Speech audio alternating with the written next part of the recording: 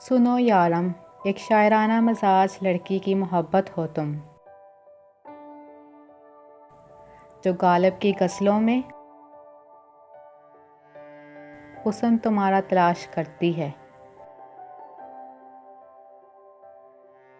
अमजद इस्लाम अमजद की नज़्मों में अक्स तुम्हारा ढूंढती है।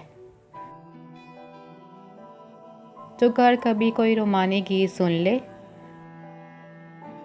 तो तख़य्युल में तुम्हें बिल्कुल अपने साथ महसूस करती है। सुनो यारम, वो शायराना मजाज लड़की जब भी अपनी कोई नज़म लिखती है तुम्हें वो याद करती है।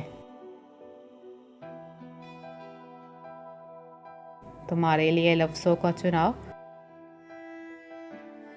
बहुत सोचकर चुनकर करती है।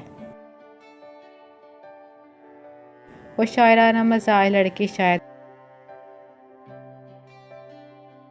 मोहब्बत तुमसे बेशुमार करती है।